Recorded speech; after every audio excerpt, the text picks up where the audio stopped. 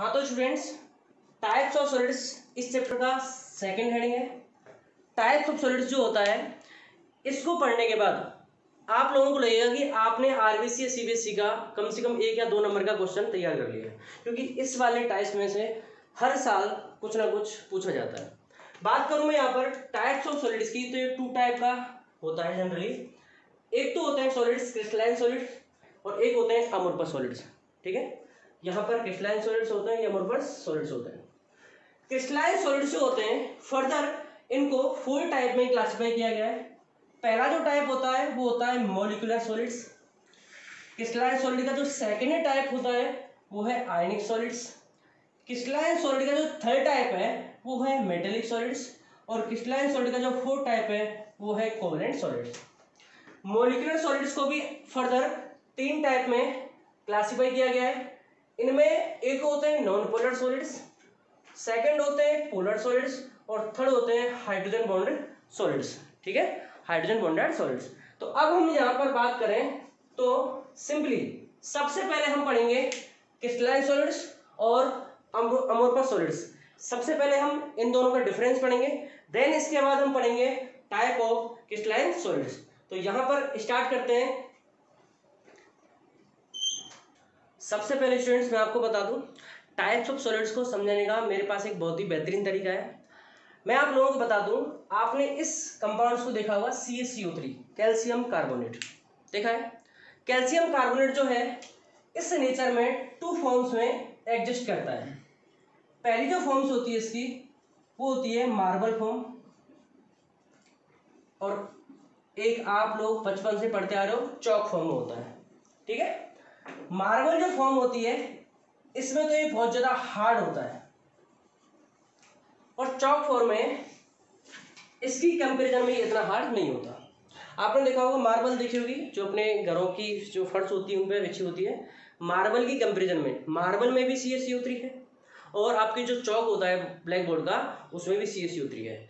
दोनों में एक ही कंपाउंड का मिक्सचर है, एक ही कंपाउंड के मॉलिक्यूल्स हैं, समझ रहे हो, एक ही कंपाउंड से दोनों चीजें बनी है। फिर मार्बल इतना हार्ड और चौक इतना वीक क्यों? मार्बल की कंपैरिजन में चौक वीक होता है। इसका रीजन सुनो। इसका रीजन क्या होता है कि अगर CaCO3 के पार्टिकल्स, आपको समझ आया? पार्टिकल्स मतलब एटम हो सकता है, मॉलिक्यूल हो सकता है, आयन हो सकता है। अगर CaCO3 के पार्टिकल्स आपके रेगुलर अरेंजमेंट में हो,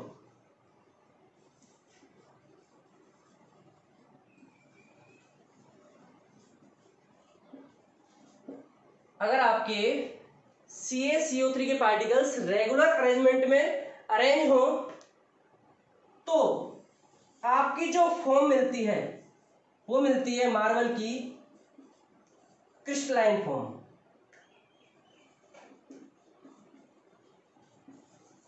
कह सकता हूं कि अगर CaCO3 के पार्टिकल्स को मैंने रेगुलर अरेंजमेंट में अरेंज कर दिया, समझ रहे हो, मैंने एकदम पर्टिकुलर तरीके से बिल्कुल फिक्स अरेंजमेंट में अरेंज कर दिया, तो मेरे को वहां पर जो CaCO3 की जो फॉर्म मिलती है वो मिलती है क्रिस्टलाइन फॉर्म। और जो ये क्रिस्टलाइन फॉर्म होती है इसे ये अपन क्या बोलते हैं? मार्बल। लेकिन अगर CaCO3 के पार्टिकल्स कहीं से भी इरेगुलर अरेंजमेंट में अरेंज हो जाए, अगर CaCO3 के पार्टिकल इरेगुलर अरेंजमेंट में अरेंज हो जाए तो हमें इसकी मिलती है अमोर्फस फॉर्म। अब अमोर्फस को आप अक्रिस्टलाइन भी बोल सकते हो, नॉन क्रिस्टलाइन बोल सकते हो। तो इसका मतलब क्या है? सिंपली किसी भी चीज को मैं बहुत अच्छे से डिवाइड कर सकता हूं कि अगर CaCO3 जो है वो एकदम रेगुलर अरेंजमेंट में उसके पार्टिकल अरेंज हुए हैं तो आपको उसकी क्रिस्टलाइन फॉर्म मिलेगी, जो कि अमोर्फस फॉर्म की कंपैरिजन में हार्ड होगी, और वो क्या होती है? मार्बल होती है। लेकिन अगर CaCO3 के पार्टिकल्स ही इरेगुलर अरेंजमेंट में अरेंज हो जाए, रेगुलर अरेंजमेंट में क्या हो जाए? अरेंज हो जाए, तो वहां पर आपको उसकी जो फॉर्म मिलती है वो होती है अमोर्फस फॉर्म। कौन सी होती है? अमोर्फस फॉर्म होती है, जिसे हम किससे डिनोट करते हैं? चौक से। क्या बोलते हैं उसे? चौक बोलते हैं। तो आपको पता है चौक थोड़ा सा प्रेशर लगाते ही ब्रेक हो जाता है, समझ गए आप? तो अब मेरे हिसाब से जो क्रिस्टलाइन और जो अक्रिस्टलाइन का फंडा है वो आपको बहुत ज्यादा इजीली समझ आएगा। इजीली समझ कैसे आएगा अभी देखो मैं आपको बताता हूँ। हाँ तो स्टूडेंट्स, आपको स्क्रीन पे एक पिक्चर दिखाई दे रही होगी, इसको ध्यान से देखो।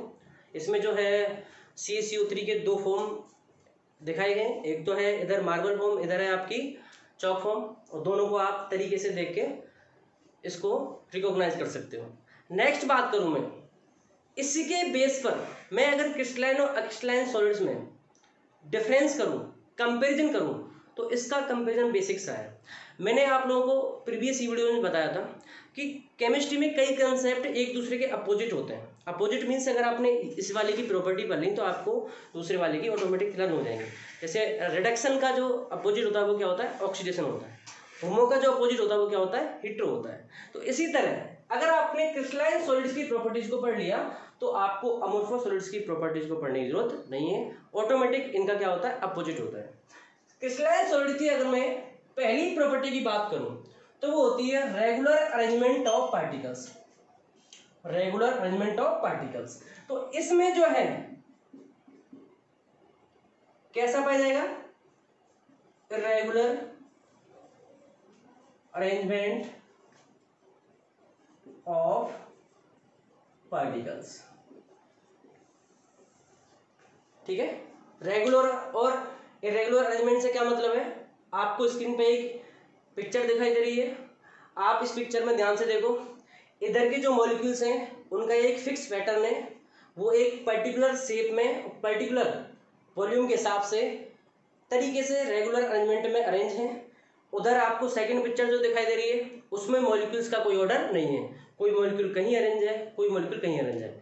तो आपके रेगुलर वाले में या मैं कह सकता हूं क्रिस्टलाइन सॉलिड्स में जो मॉलिक्यूल्स की फॉर्म होती है वो क्या होती है, पर्टिकुलर होती है। उसमें तरीका ही होता है, एक निश्चित पैटर्न होता है जिसके थ्रू मॉलिक्यूल्स एक दूसरे से कनेक्ट होते हैं। लेकिन आप क्रिस्टलाइन वाले में देखो, कोई भी मॉलिक्यूल से जोड़ने का कोई फिक्स पैटर्न नहीं है, कोई मॉलिक्यूल कहीं जुड़ रहा है, कोई मॉलिक्यूल कहीं जुड़ रहा है। इसका मतलब आपके क्रिस्टलाइन में क्या होता है, समझ लो, क्रिस्टलाइन में होता है रेगुलर अरेंजमेंट, तो क्रिस्टलाइन में क्या होगा, इर्रेगुलर अरेंजमेंट। ये पहली प्रॉपर्टी खत्म हो गई। बात करते हैं सेकंड प्रॉपर्टी की, लॉन्ग रेंज ऑर्डर। ये एक बच्चों वाली बात हो गई।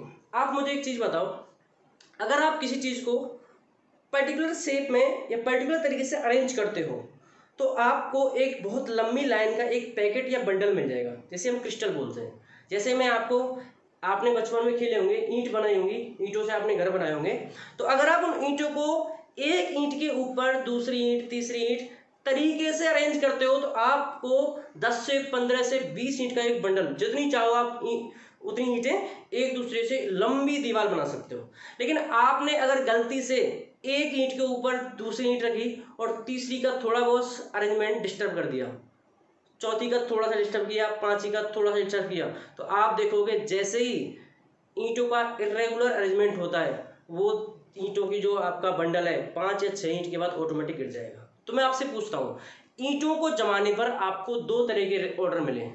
एक, अगर आपने रेगुलर तरीके से जमाया तो वो जमते जमते एक लॉन्ग रेंज ऑर्डर में अरेंज हो गई। ठीक है, तो वो लॉन्ग रेंज ऑर्डर में अरेंज हुई क्योंकि वहां पर अरेंजमेंट कैसा था, रेगुलर था, एक फिक्स पैटर्न के थ्रू था।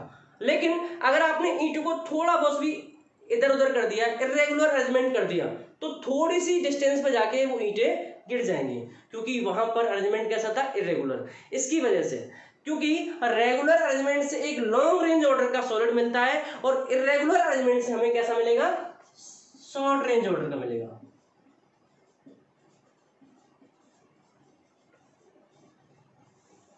समझ रहे हो, बिल्कुल जस्ट अपोजिट है। थर्ड बात करें, third property, sharp melting point and boiling point. ये ध्यान से समझना, शार्प का मतलब होता है फिक्स।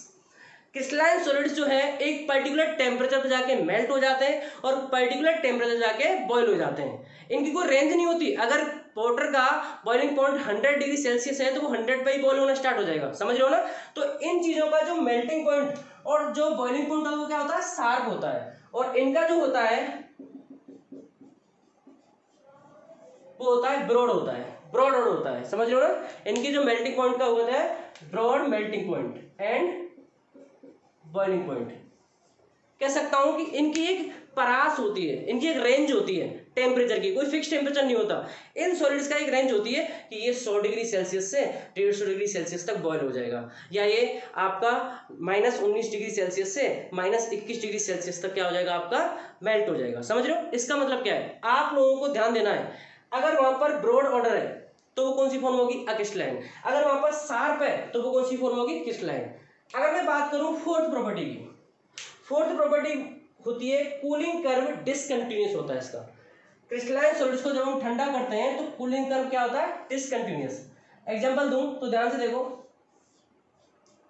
कूलिंग कर्व का मतलब टेम्परेचर और टाइम। कूलिंग कर्व का मतलब किसी चीज को ठंडा कर रहे हो तो मतलब एक उसका जो मतलब जो हिस्सा होगा वो तो टेम्परेचर होगा, क्योंकि जैसे ही आप ठंडा कर रहे हो तो उसमें टाइम लगता है, और जैसे ही टाइम लगता है तो टेम्परेचर कम होता है। तो ये ग्राफ कूलिंग कर्व किस किस के बीच में होगा, टाइम और टेम्परेचर के बीच में। तो अगर मैंने टाइम को यहाँ ले लिया, टाइम को यहाँ ले लिया, टेम्परेचर को यहाँ ले लिया, तो जैसे ही मैं यहाँ पर 0 से टाइम बढ़ाता हूँ तो ये जो सॉलिड्स हैं वो ठंडा होते हैं, और एक पर्टिकुलर डिस्टेंस पे आके या पर्टिकुलर पॉइंट पे आके इनका जो ग्राफ है वो फिक्स हो जाता है, और फिर उसके बाद ठंडे होते हैं। इसका मतलब क्या है कि जो क्रिस्टलाइन सॉलिड होते हैं वो आपके कंटिन्यूअसली कूल नहीं होते, जैसे कि आपके अमोर्फस सॉलिड्स में होता है। अमोर्फस सॉलिड्स में क्या होता है, यहां पर अगर मैं टेम्परेचर ले लिया और यहां पर मैंने टाइम ले लिया, तो अगर आप इनको कूल करोगे तो ये कंटिन्यूअसली तरीके से, बिल्कुल कंटिन्यूअसली फॉर्म में आपके कूल हो जाते हैं। समझ गए?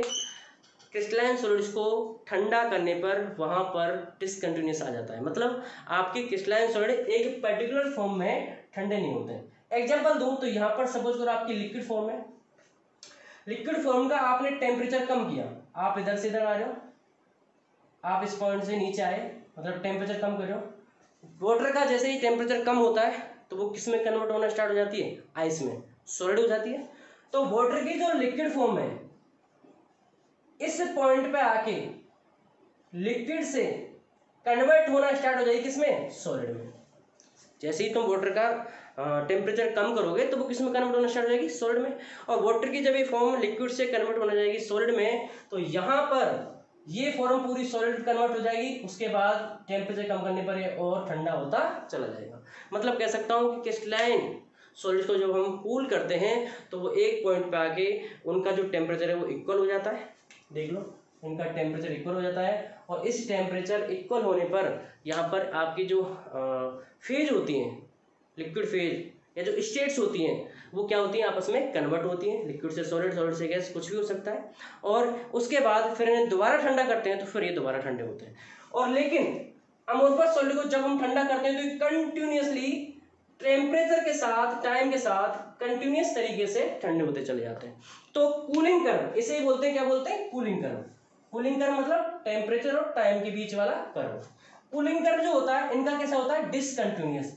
तो इनका कूलिंग कर्व कैसा होगा बेटा, कंटिन्यूअस, क्योंकि इनको ठंडा करने पर कोई भी बीच में ब्रेक पॉइंट नहीं आता, डायरेक्टली कंटिन्यूअसली रूप से कंटिन्यूअस फॉर्म में आपके कूल होते चले जाते हैं। नेक्स्ट जो पॉइंट है इसका फिफ्थ, वो होता है एनआइसोट्रोपिक प्रॉपर्टी। और जो आपकी फिफ्थ होती है इसमें वो होती है आइसोट्रोपिक प्रॉपर्टी। आइसोट्रोपिक प्रॉपर्टी बोल सकते हो या आइसोट्रोपिक नेचर बोल सकते हो, और इनमें पाई जाती है एनआइसोट्रोपिक प्रॉपर्टी। तो अब हम 4 पॉइंट्स को डिस्कस कर चुके हैं। पहला रेगुलर अरेंजमेंट, इरेगुलर बिल्कुल रन नहीं करना, इसको याद रखना है। Long range order, short range order, जब मॉलिक्यूल्स का अरेंजमेंट रेगुलर नहीं होगा तो सॉल्ट हो जाएगा। मेल्टिंग पॉइंट, बॉइलिंग पॉइंट कैसे होते हैं, शार्प होते हैं, फिक्स होते हैं, इसमें ब्रॉड होते हैं, ठीक है। नेक्स्ट, इनका जो कूलिंग कर्व होता है वो डिसकंटिन्यूअस होता है, मतलब ये कंटिन्यूअसली आपके कूल नहीं होते, इनमें टेम्परेचर का एक ब्रेक पॉइंट आता है जो आपको दिख रहा होगा, ठीक है। बात करते हैं इनका जो कूलिंग कर्व होता है वो कैसा होता है, कंटिन्यूअस होता है। नेक्स्ट, एनआइसोट्रोपिक प्रॉपर्टी, और इनमें कौन सी पाई जाती है, आइसोट्रोपिक प्रॉपर्टी। तो चलो अब हम इसको स्टार्ट करेंगे, एनआइसोट्रोपिक और आइसोट्रोपिक प्रॉपर्टी को, जो कि बहुत ही ज्यादा इंपॉर्टेंट टॉपिक होता है।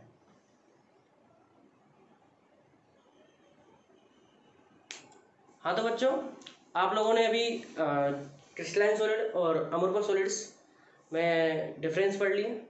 आपको मैं स्क्रीन पर कुछ क्रिस्टलाइन सॉलिड्स के एग्जांपल दिखाई दे रहे होंगे, ठीक है। क्रिस्टलाइन सॉलिड्स को एग्जांपल को ध्यान से देखो, और आपको इधर जो है स्क्रीन पर वो क्रिस्टलाइन सॉलिड के एग्जांपल दिखाई दे रहे होंगे, उनको भी आप तरीके से कॉपी करके लिख सकते हो।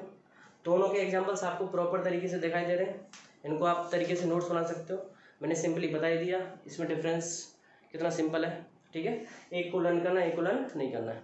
तो नेक्स्ट जो हम वीडियो में डिस्कस करेंगे वो इसकी सबसे लास्ट प्रॉपर्टी एनाइसोट्रोपिक और आइसोट्रोपिक डिस्कस करेंगे, जो कि बहुत ही ज़्यादा इंपॉर्टेंट टॉपिक होता है। तो बने रहिए मेरे साथ इसी चैनल पर, और वीडियो को लाइक करें, कमेंट करें और अपने फ्रेंड्स का शेयर करें। और मैं प्रॉमिस कर रहा हूँ नेक्स्ट वीडियो में आपको इससे अच्छा कंटेंट मिलेगा। Thank you guys.